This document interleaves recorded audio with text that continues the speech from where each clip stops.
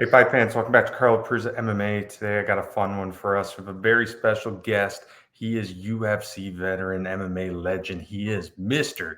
Cheik Kongo. Cheik, how are you doing, my friend? I'm really good, Carlo. How you doing? I'm doing great, man. So honored to have you on here. I mean, you're a guy, true pioneer of mixed martial arts, true pioneer of the sport. You were doing this before it was cool. You've been doing this for a very long time. And I think what people forget, 20 to 25 years ago, mixed martial arts was not culturally accepted. Yeah, People were calling this definitely. human cockfighting. It wasn't legal everywhere. They thought it was like criminal activity in the early days, in your first few promotions, amateur, pro fights, do you have any crazy stories of maybe fighting mystery opponents, fighting at bars, barns, bad medicals? Do you have anything crazy? No, I think everybody have a story. So I think what I should say today won't make sense to the for others. But I mean, it used to be like a brawl fight against the rugby team, in the south of France, one of the good division over there. So yeah, I handled it very very well. But at some point, just thinking about what it was, that was crazy. So. But at the time, for sure, everyone has a story, like a crazy stuff, and I don't want to be one of those to say, okay, oh, this is what he did when he was younger, and stuff like that. So, you know, past is the past. So now we look at the present. When you first started getting into it, did you ever envision mixed martial arts would get to be as big as what it is today? I knew something was growing at the time, but I didn't expect, to see the sport to be what it is today. And at some point just to say it's really great. What I used to say, Dana White, telling about the first event that people want to pay and craving for, wasn't a joke. That's real. What was the MMA scene like in France back in the day? Was it tough to find fights? Over there, it was really tough because for sure nobody used to practice the discipline. And also we used to travel to fight to different country to make the record, to get experiences, and as well to learn more. And also the great thing about that is to sell yourself, to sell, or to be to win some view, to promote yourself to for the best event. We had pleasure to see you fight in the UFC multiple times, a lot of times. But do you remember where you were when you got the phone call that you were signed to the UFC? Oh yeah, when I used to sign for UFC, I was in Miami. I used to be there with friends, and my at the time uh, made that person rest in peace. So I used to be introduced to my manager at the time, and it was great. He did a really good job, signed me in, and it was really funny because since the beginning, I used to receive some spam email from UFC, from Joe, and from the at the time, as I didn't speak very well English, my English was really terrible, so I couldn't put the word on what it was. So I used to deny or not paying attention about it until the time I used to grow in MMA. With fight after fight, winning titles and victories. Getting experience. So then, visiting in Miami, I used to be introduced to that manager. We used to sign Diego Sanchez and having me too as well. So and then it took him like just a week to send me in UFC, and boom, I signed my first contract with them in 2006. I did my three fight, and then if I end my third fight in during the 9 or 10 months of my signing, but that was the deal because I was expecting to go to K1. So, and as UFC was better than K1 at that level, I stayed with UFC. But for sure, yes, I remember that very well. I was just like skeptical, thinking like how I gonna do the stuff, how it's gonna be, and how I will be seen, from the audience to the perspective. And at the end, I didn't have to have any regrets. It was great. I tried to do my job as good as possible, without any trouble, any any way of cheating. That's what it was. Also, that was my goal and the principle of character. Try to be clean no matter what, and I did.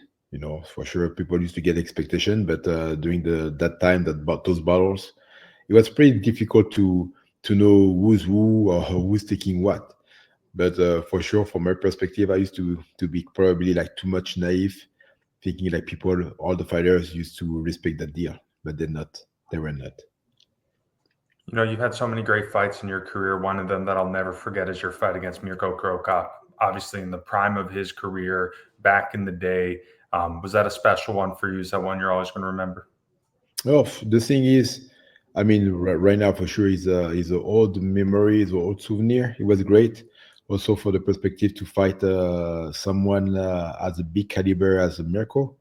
Of course, I used to get proposed to fight him before in Pride, but I used to refuse the fight because it was during the summer times and I had nobody to train with, and also it was a kind of big break in France of activities regarding the sport. So, and I didn't want to get the fight for like a three week notice and showing at the fight in Japan and get smashed probably because I wasn't prepared pretty well. So, but for sure, when I used to fight him, it was at some point it was a kind of revenge and also a kind of payback because he used to tease me through the social network, sending me text message like, "Yeah, you know who I am. I'm gonna fuck you up," and blah blah blah. Do you know people knows me for left legs? When I hit you with the right, you get broken, and when it's gonna be with the left, is a symmetry. So come on. Anyway, so at the time, I have to compose myself and making sure he will pay, and also for all the fans all over the world. Even my friends used to love him. They were like, you know what? Fuck it. You will see the difference, and you will see why you make the fucking terrible mistake. You mentioned Pride, the still a promotion that people will never forget. People still talk about today, some of the greatest fights in the history, done a lot for the sport. What do Yeah. you think made Pride so special? Oh, it was about everything. It was about the entertaining, the people, the philosophy, the way of, the philosophy of the martial spirit, you know, and the atmosphere. Also about everybody's used to come with a special skills, character, and it was great, because that's something we didn't have in UFC. Now we have the kind of character in UFC with the trash talking, but it doesn't mean a lot or it doesn't make the fighters. But at the time, it was a really good opposition. Right now, everything is about a mix of different arts of fightings. But at the time, it was like the guys coming from jiu-jitsu, the guy is a brawler, the guy is a wrestler. That's why that guy is a striker like Muay Thai and blah. So that's the things, that's from. I mean, at some point, it was a kind of fight that people used to see just to check and make the notice about opposing different style. And also, most of it, to me, the best point of those fights was the tournament. Like a 5, 6, 10 fight during the night, and you can see who's gonna be crowned. That's the thing will make me feel like that's what we need. You know, and unfortunately, even during Bellator, I used to be kicked out of those tournaments for some reason, especially when they used to confront the best heavyweight in Bellator. So I was like, why you keep me out? So anyway, so it was for some reason. Today, I mean, whatever happened, but I won't complain. The thing is, I'm here where I'm here at the time, happy for what I did. So, and also, of course, no matter what I should say or I will fight for, it won't change. So, You but the know, good, yeah, but the good thing is everything evolved in a good way, and I'm really happy for the new generation. As long as they get paid pretty well, because that's the key. They for sure as a fighter, we always used to be treated as a slave. For just like as a slave, and nobody used to get retribute at the real value. I think a way in which MMA has evolved in this day and age, you kind of alluded to a pride of it really starting, is the whole entertainment, is the whole character personality. For the UFC at least, we saw Tito Ortiz really come in and play that bad boy role, and Son, and then Conor McGregor happened, and now you have people they're people they're not, but on camera because they know that that's what it takes to get the belts. That's what happens. It takes to get the money. How do you think personality in his entertainment has impacted mixed martial arts? I mean, he impacted a lot, but the thing is, just to be clear, because people used to think like Conor used to bring something special, but he didn't. The problem was even during my era at UFC, the politic was to not curse or not saying bad words.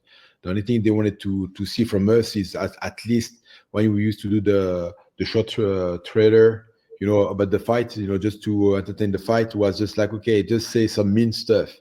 But no matter what, everybody used to be beep or just like spank, at some point, to say, hey, you better be proper because people looking at us. And also, our goal was to sell the fight, but in a proper way, saying like, okay, we are fighter, but we still kind. We have a sense of value. But today, it seems like the sense of value disappear. And no matter what, that's so funny because some guy, some fighter used to be punished for some bad behaving they used to do outside of the UFC, and they get kicked out. Just like an example for sure. Everything goes on their way. Conor bring and earns a lot of followers. He's a really good magnet to for the show. So that's why they want to be. They want to kick him out. But technically, if he used to be really bad for what he did, for what people used to say, technically UFC should punish him like he did for the other one. Anyway, but for sure, the trash talking is good to entertain, to show some different aspect of the fight, But also, people doesn't. I mean, they better be careful about not selling those souls or spirits in that character, because sometimes you playing character but it doesn't fit very well for you, and it brought you to the wrong way. And the thing is, I mean, I'm not. I should say, I'm not the right guy to talk about this, because for sure, at the point, if I have to talk to be a trash talker, I mean what I say. And it's not like, okay, it's just for the show. I'm gonna say, okay, go fuck yourself, or I'm gonna kill your mom, or I shit on your religion, or something like this. No, I can't say that, because if I something that way get out from my mouth, I mean it. And to me, coming from France, we have different value, because when we used to say some bad word that way, especially with regarding the family and stuff, is a declaration of war, but not saying it's not like a war, like a typical war, like people can be gonna receive some punch. It's about death, So you better be careful to who you saying stuff like this. And as I never let anyone talk that way to me, no, I couldn't say something just for free and being at the end, oh, it was just for the show, because at the end, for sure, you get paid, but you're still making some damage, you have mental damage to the opponent, just as the beat he received during the fight, So, but I mean, some guys are really happy with that. I wish probably somewhere I was like those guys entertaining the wrestling show, like Senna and the others, but. To me, is coming out of this concept. To me, it's more like being a war, a whore, talking shit just to having a better payday. So, and for sure, for people, it makes sense, but not to me. Another way in which the sport has definitely changed, it's 15, 20 years ago, you wouldn't see as much of it. UFC, for example, might have one or two shows every single month.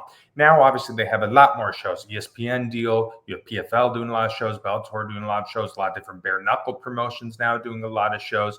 And I think it's great because it allows the regional scene guys to get more opportunities to get the bigger paydays and fight on the bigger platforms. But do you feel the mystique may not be as there as once it was in your prime in the UFC? No, I mean the thing is, everything has to be involved. I mean, I wish I will be, or I was there. I'm there during that time. But the thing is, we always have to get some pioneer guys, to build the business. Unfortunately, we didn't get retribution, as good as we wished. But that's the key.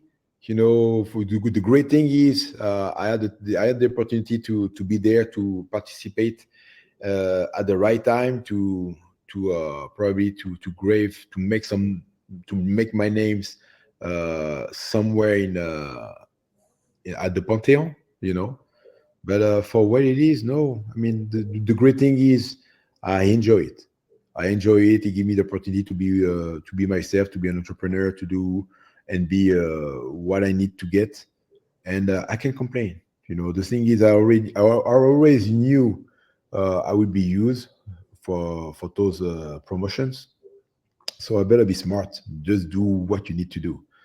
Be careful, because when I'm saying be careful, because you take risk, you can be handicapped, you can be messed up, face messed up, body messed up, and ending your career on the wrong side. And many of us did it, and the others pretty smart to get the really good fortune, make it good. So at the end, you just technically just try to be clever. Try to be clever. Try to spend the right time on the right things. Even if we make mistakes, we all make mistakes. But at the point is just enjoying, and be out of trouble as much as possible.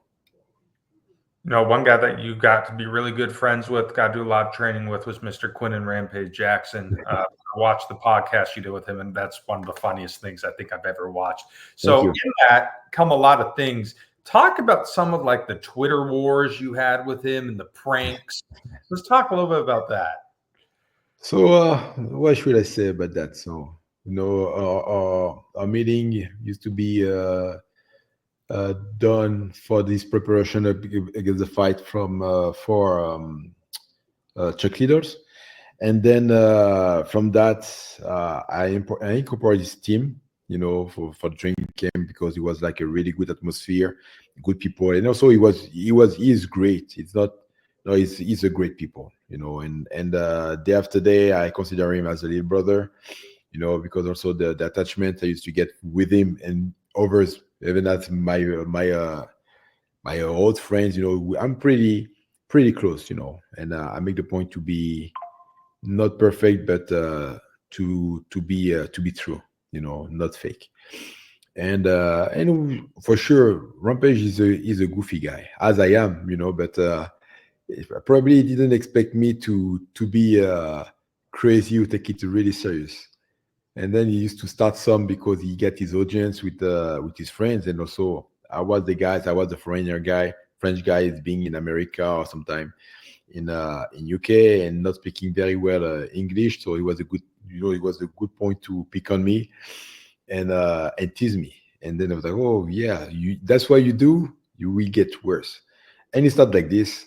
And he didn't expect me to always getting bigger and bigger after the one he used to send to me. And the thing is, I just say, okay, so even in competition, I make mistakes and I have a few losses, but usually those losses doesn't count technically, because I make them by mistakes, because all my fight used to be done injured. I always fought injured in UFC, and UFC knew it. So for sure, no matter what, the good thing for them was to have like my character being in there and keep smashing people no matter what, and who cares what's going on. But for them, it was just like to honor up the deal. And of course, I built the character, I built my personage and the person I am, and to be one of the guys like. I forgot the name, or I can say the name in English right now because I'm losing my mind. Not because I get hit for the fight, but just because everything's coming too fast. But yes, but anyway, but the thing is, with Rampage was like, yeah, the thing is, you can win with that. You can win for that, doing this and that, and then we come back right after you and putting something better. And also understanding also the concept of your humor in America. I have to think about this because for sure, if I have to think as a French guy, it would be easier. But here, sometimes the sense or the value is not catch, is not caught at the right, at the same. So, and when I find out the way to get it, it was just easy, and everything used to be done by story. Because the funny part of this was I didn't need to have somebody sending me pictures or video or whatever. Technically, his character in my life and for what I see, I can pick anything to make fun of him, and that's the thing who piss him off. So, so I just pick on him. He's just like a big brother on the little one, and say, you know what, you will never get me, and that's what he did. That's what happened. He tried, but he cannot do it. In addition to your time in the UFC, you also did a lot of time in Bellator, did a lot of big things over there. You're really with them at the rise of that promotion. What was your time like in Bellator? How did you enjoy fighting with that promotion? No, technically from the beginning with Bjorn, it was really good, but when Coker show up and just deal with the company, it was a mess. It was a mess. Thinking like, okay, I'm with you guys. No. The thing is, it's a great promotion, but the way they handle it is not that good. So people can say, oh, he's great. And no, he's not. He's an unprofessional. Lot of mess. The organization, the schedule, a total mess. So that's why at some point, they probably get bought by PFL because they have a big lack of conceptions, and the great thing they have the power, they have paramount on control. They can make a really good show, but they just fucked up everything. What was your initial reaction when you found out that PFL and Bellator merged? No, it's good. Technically, it's great for the opportunity for sure for the fighters. The different perspective to see the payday, to see the challenge. That's what it is, and also a better exposition as well.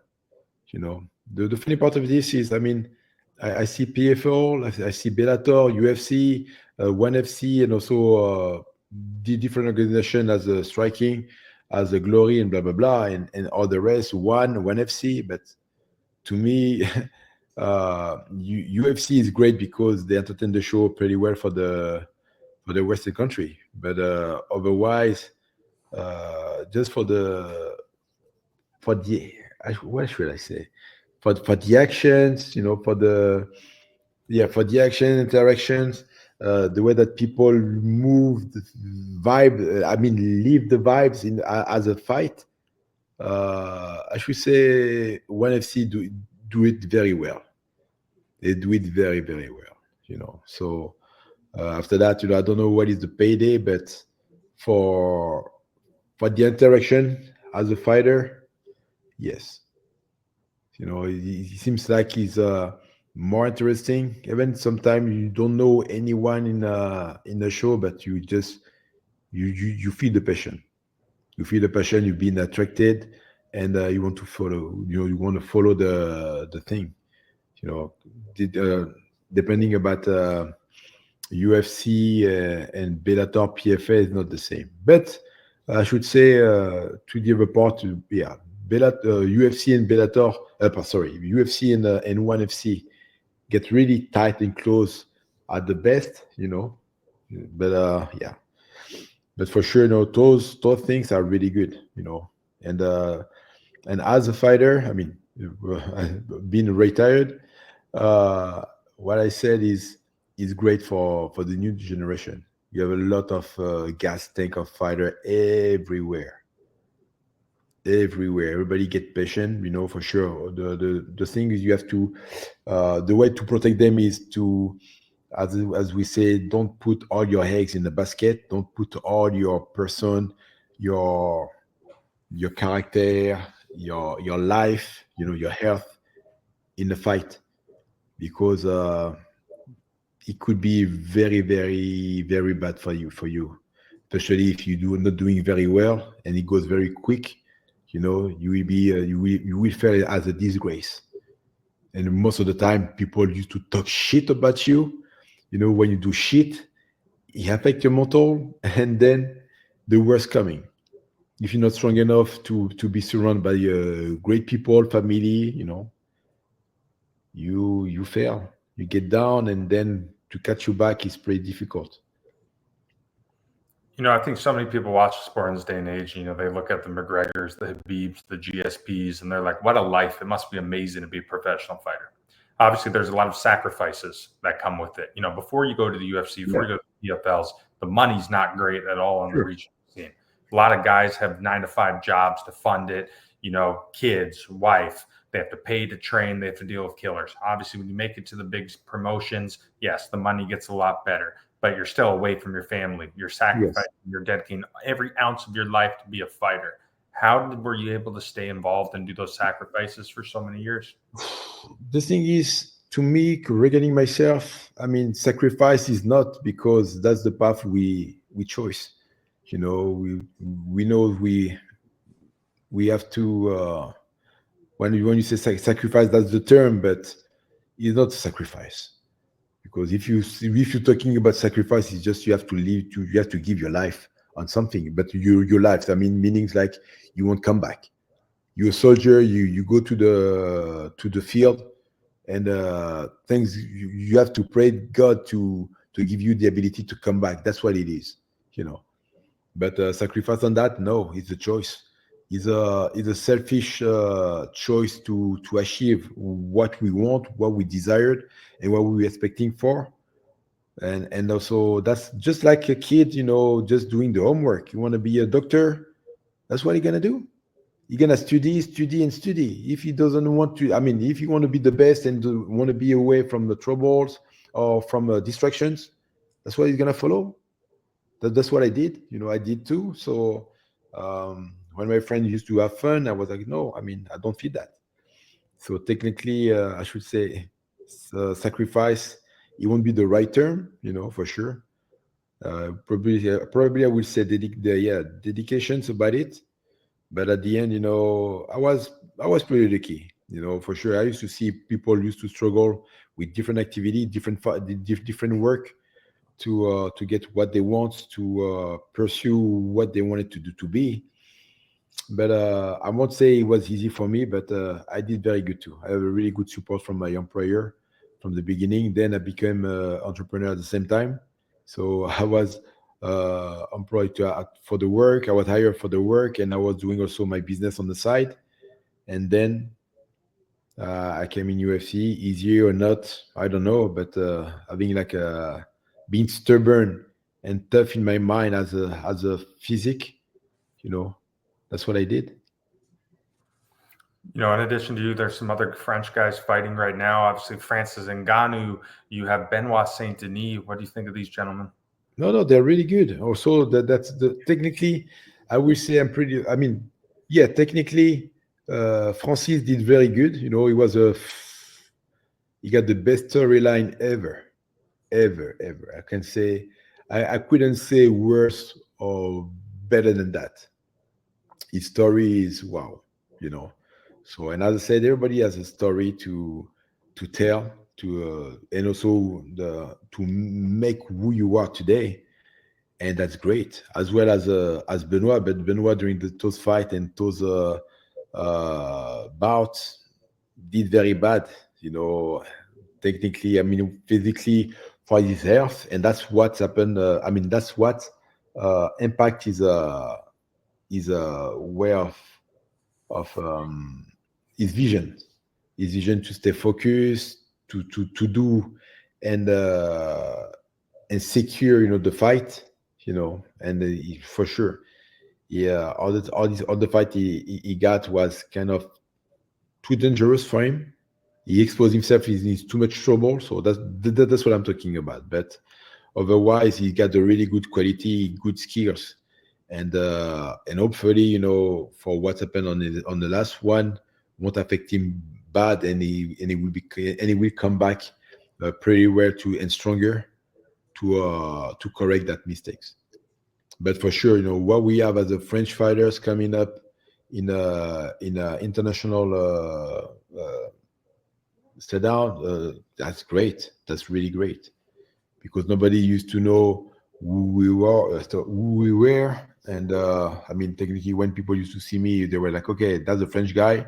Some of my follow failed, but now we have some guys coming in and take the relay, as well as a Cyril Gann and different guys. Oh, that's good. That's really good. And I'm really happy, because now at some point I can rest myself and be like, okay, guys, now we have a good people to protect the country, So Do you that's take why. a lot of pride in knowing that you were one of those original guys that kind of paved the way for everyone and, made what's happening today possible? Sorry, say it again.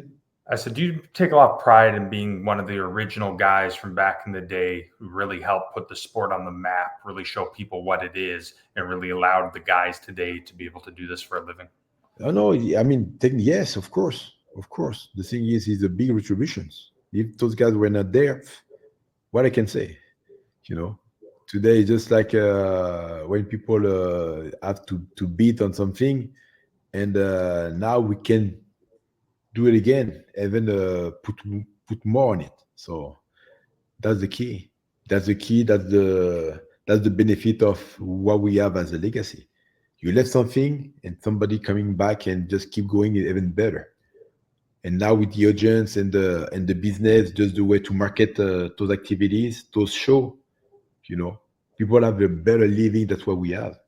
But they better be they should be careful and not being used by those promotions, because most of them thinks like, okay, we get view on TV, so I'm a superstar. Yes, but the fact that people see you on TV, pay your bills, do you secure enough to be comfortable and in safety? Yes or no? So that's what it is. All right, Cheik, last question for you, my friend. Obviously, life in retirement now, life after fighting. What are you up to these days? Oh, the thing is, I work as a therapist. I used to open different clinics in the state. I mean, in the US. So, and that's what I do. I do that, and I try to provide the right benefit, the right food as well to people and to different company to having a better life, especially right now. Everything's getting so expensive, and I try to, as a farmer 2.0, even 3.0, I used to collect the great things from my farms, the fruit and veggies, to make people happy. Awesome. Well, Cheik, thank you so much for your time, my friend. It was an absolute honor to watch you throughout your career, and more of an honor to be able to speak with you tonight. I really appreciate it. My pleasure. Thank you, Carlo, for your time. Absolutely. You take care and see you soon. Absolutely. That's it for us tonight. That is Mr. Cheik Kongo and the Fight Dr. Carlo Prusa. Stick around, fight fans. Pleasure.